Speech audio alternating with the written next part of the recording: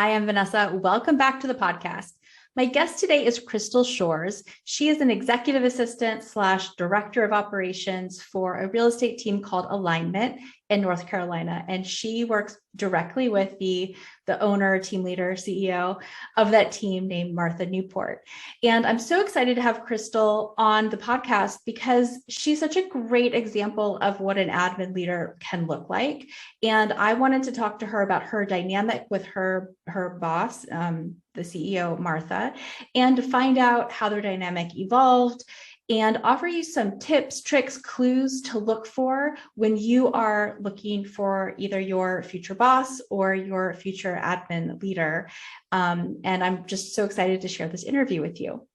I'd also like to let everybody know I have a big announcement. I am now offering executive and leadership coaching services, and I will include the link in the description below. I work with real estate leaders, team leaders, to help them develop their conscious leadership skills and executive presence so that they can build companies that thrive even when they step away. So if you would like to work with me, I encourage you to schedule a clarity call to see if we're a good fit to work together. Okay, let's get into the interview.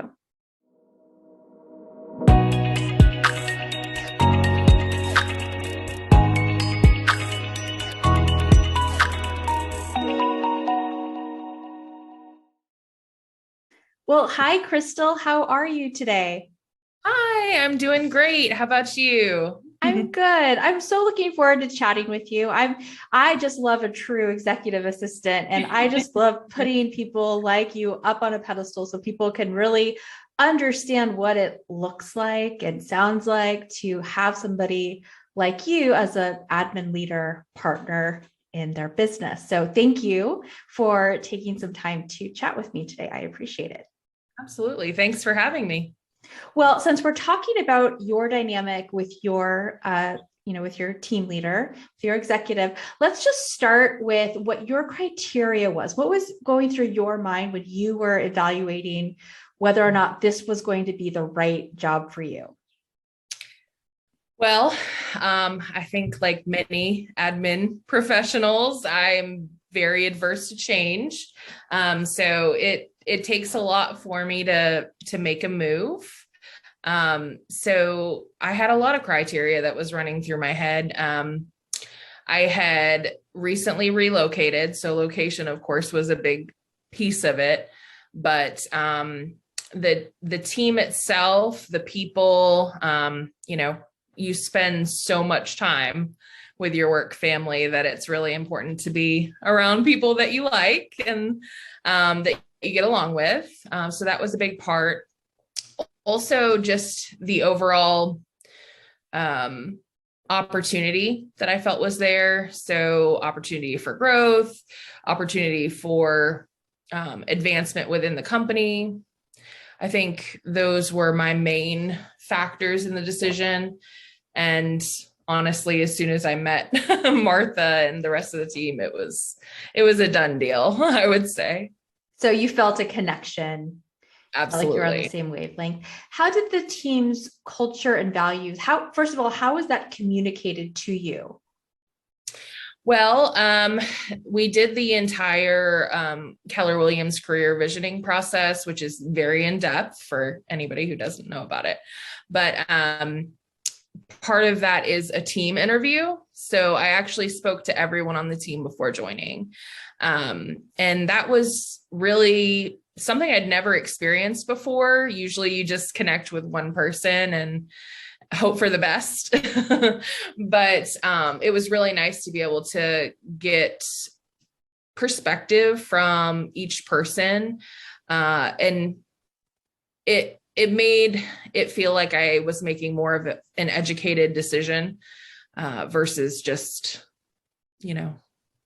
going by the one main person. So, right. Well, let's talk about the main person. So main person is Martha. And so what was it about her that's like, are there any specifics about the way she communicated or the expectations that she had for you or how she kind of showed up in the interviews with you that was like a beacon for you or a green flag for you? I think her energy was the first thing that attracted me, just her enthusiasm, and you could tell that she really cared about the business and about the other team members. So that was refreshing for me. I've been on other real estate teams, and that's not always the case. A lot of times it's more about, or well, in my experience, it's been more about numbers and bottom line in the past. So having somebody who really cared about each person's growth was really refreshing. And then otherwise, just, I think the culture was the other thing, you know, the fact that they were reading books together, and, you know, education was super important, going to different classes, and the work-life balance aspect as well, that, you know, if I had something going on with my family, I could actually go and participate in that. That was a huge factor for me too. I love that. You know, as an executive and leadership coach, I talk a lot with my clients about the qualities of conscious leadership. And you really hit on several of those: compassion, commitment to growth and learning, you know, this commitment to caring about the people in your care as a leader. And so it sounds like right off the bat, she was demonstrating a lot of those, you know, those conscious leadership qualities that we know employees are just hungry for. They so desperately want to work in an organization where they're not a number on a spreadsheet or a cog in the wheel, where they're valued, right? And their growth and their lives matter too. So absolutely. Thanks for sharing that. So as you got into the role, when did you start to realize that you and Martha were going to have a long and successful partnership together? I can't think of any specific moment where it was really highlighted. I think it was definitely something that was built over time. But I think just as we worked more and more together, we were working really closely in tandem at that time. I was actually doing listing management for her, and she was the primary listing agent at the time.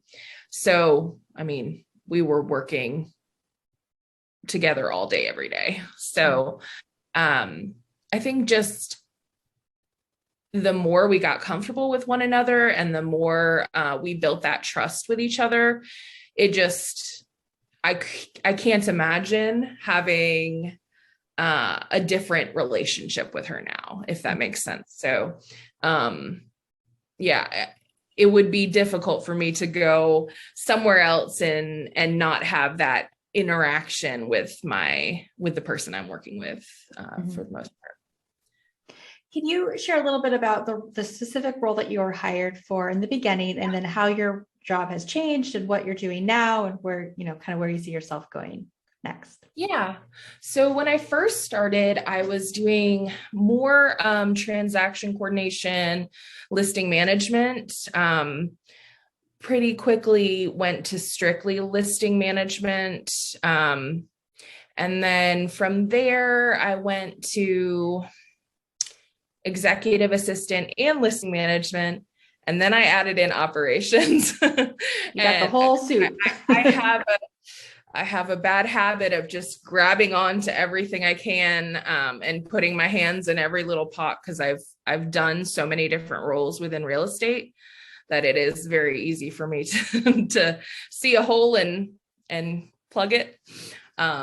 So just within the last year, I transitioned to director of operations, and I am still doing executive assistant work, but I hired a listing manager. So that was a big win for us. Martha actually stepped out of production as well last year. So basically I'm following her path. Wherever she's going, I'm going. So right now, you know, we're kind of running the team together. So how many people do you manage on the team? I manage all of the admin. So I think we're around 8 or so right now. It varies, but right now around 8. And then we have several agents as well. Martha tends to do more of the agent management than I do, though, but I'm involved in everything. Right. Now, and when we spoke, we talked about how the director of ops role isn't so like really the spot where you want to be. You really want to be sitting in more of that pure EA role. Can you just explain to my listeners what you mean by that and how you see those distinctions? And, in a small real estate team, so often those roles are considered interchangeable. Yes. I think for me, I'm really committed to the company and the growth of the company. So wherever I'm needed, I'm going to be. But long term, I want to be next to Martha doing whatever she's doing. So for me, the executive assistant role, I think long term makes a little bit more sense for me because Martha is out of production. At some point, she may not be the CEO. She may have someone else do that role.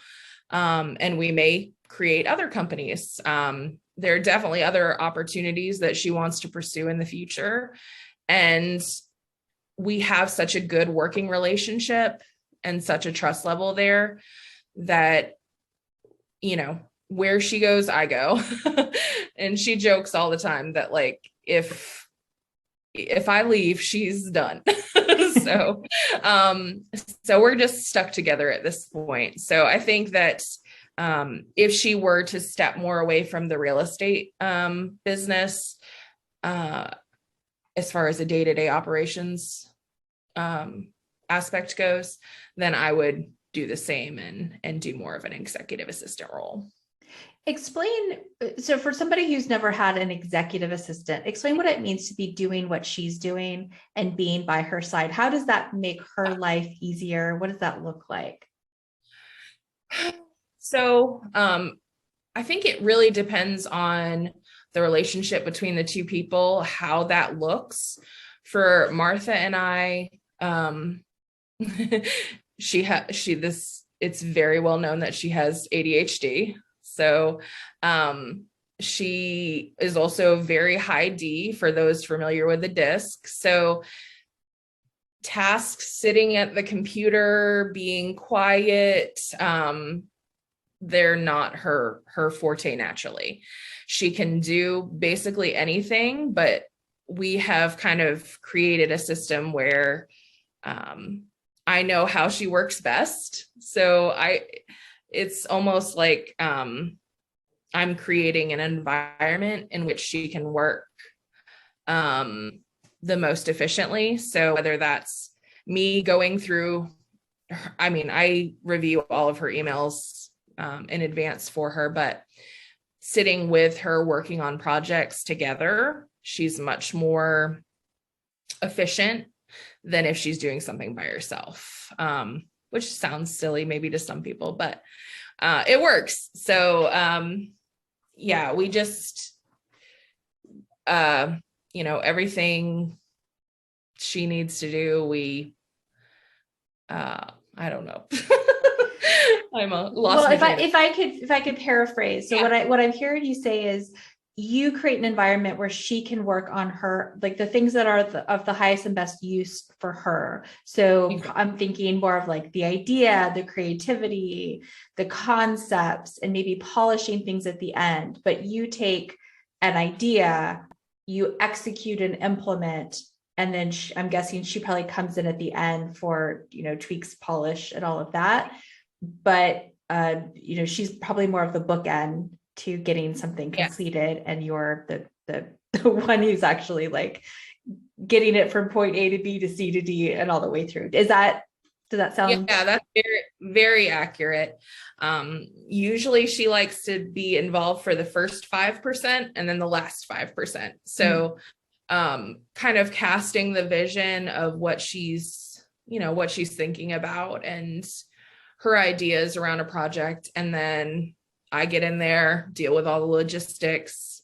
And at the end, we come back together. make sure everything worked out the way she envisioned. So yeah. Love that. So let's talk about the information gathering process that the two of you go through. And so I have a wonderful executive assistant, and she and I have a similar dynamic. I'll come in, with some brilliant quotes idea. I have this thing I want to do. I have this idea. And then she goes through a process of helping me clarify that and the kind of reality check it sometimes. So how does that work for the two of you? So she comes in, she's like, I want to do X. And then how do you kind of get the ball rolling from there with her? Yeah. So I think there's a few different aspects for us in our team with that. We do what's called a 12-week year. So we do all of our goal planning 12 weeks at a time. So we have a very clear vision of what our goals are going to be at any given time. And, that being said, as a very, excited, high D again, personality business owner, there are times where she'll come in and have an idea that's outside of what we had originally planned.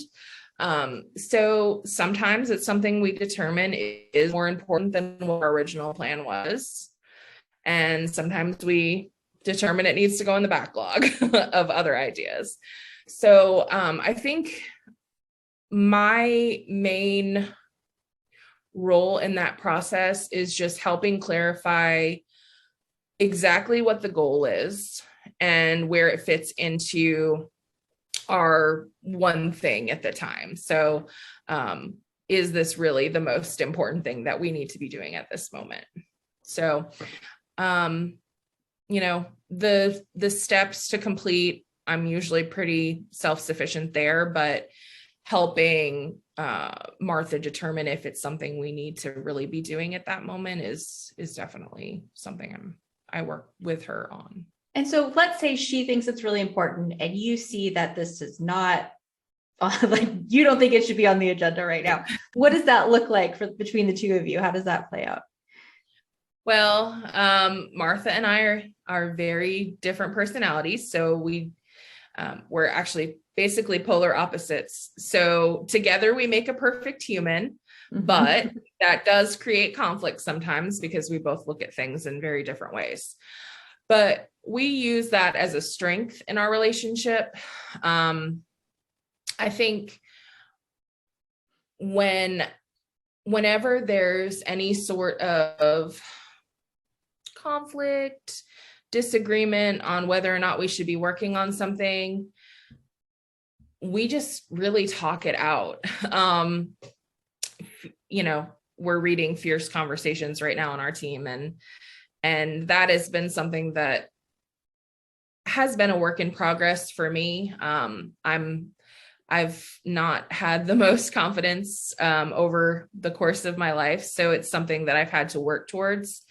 And being able to stand up and say, I know what we need to do right now, and this is not it. It's sometimes hard, but that's why I'm there for her.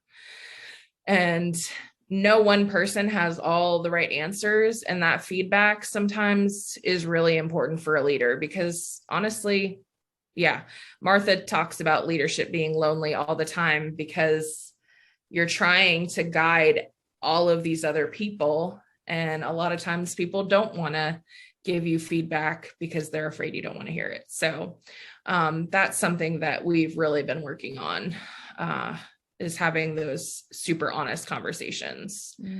And sometimes, we'll move forward with her idea and sometimes we won't. Just depends on the situation. Well, I love that you talked about that, leadership can feel lonely and needing that feedback. And going back to those concepts of conscious leadership. I mean, that's another one of those characteristics, being okay with not being right and being willing to hear feedback and, get consensus in the room. And it can be challenging. And there's so much value to having somebody sitting next to you who's willing to really voice their opinion and, has the confidence to say, there's another way we should look at this. And that takes the leader being the kind of leader who demonstrates that they're receptive to that, because like you said, if you don't have a ton of confidence and you're concerned about your job, you're not going to share your feedback. And then you're just watching your boss go down a path that might not be the best path for them or the company. And it's a hard place to sit. Yeah. So yeah. We don't want that. Not at all.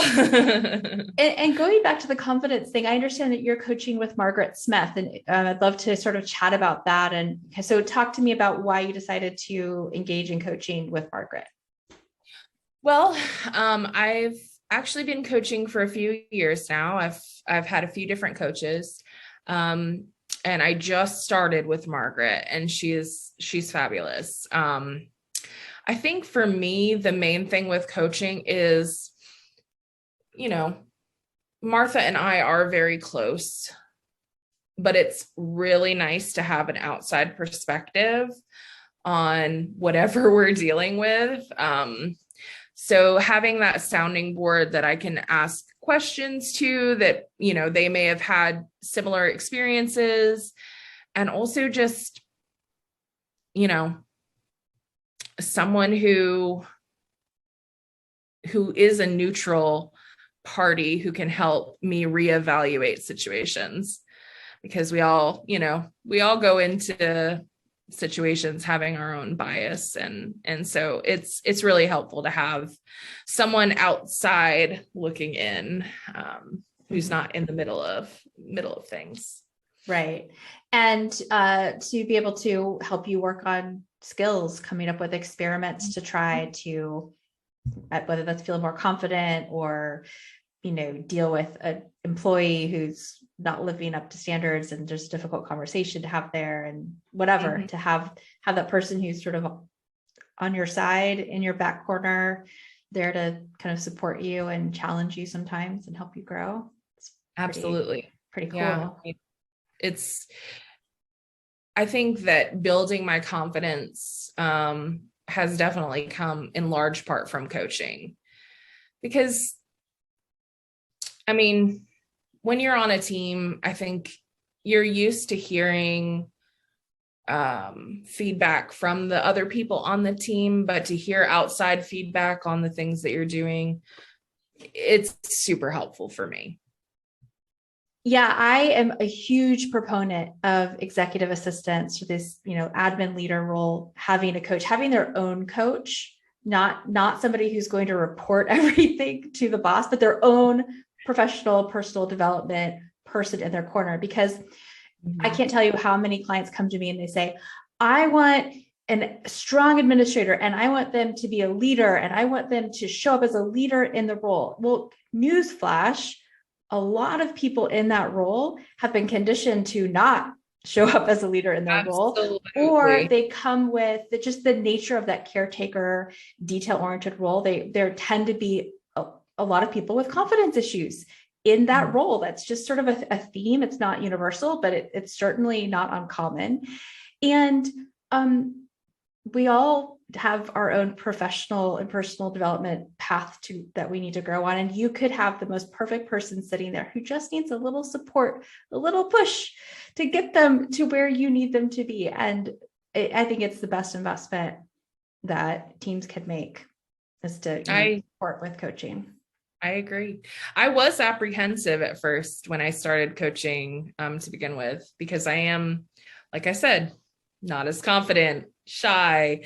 I worried about what I needed to do in coaching and if I was going to be able to do it. But once you find the right coach and you have that connection, it's invaluable to have that feedback and that support from another person.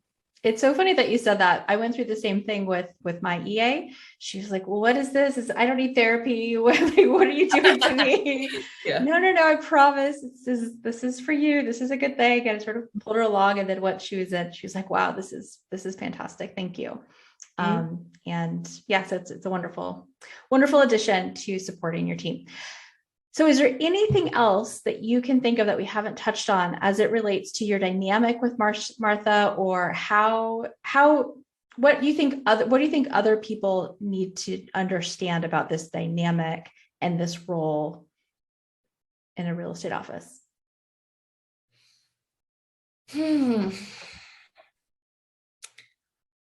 I think for me, it's never really been about a title, a specific title, or a specific job responsibilities. It's more for me been about the impact that I feel like I make within the team and the relationships that I have within the team. I've really enjoyed aspects of everything that I've done. But I think just being really open to the possibilities and not letting your ego necessarily dictate where you end up, because I mean, I guess some people would see the director of operations role as maybe hierarchical, in the hierarchy a little bit higher than an EA. But to me, it's really not about that. It's about my growth as a person and about how I'm able to help the other people on my team. And who knows, where we'll end up. But I just think that being happy in your role and growing is the most important thing. What a wonderful place for us to end. Crystal, thank you so much for chatting with me today and for sharing your insight. I really appreciate it. Absolutely.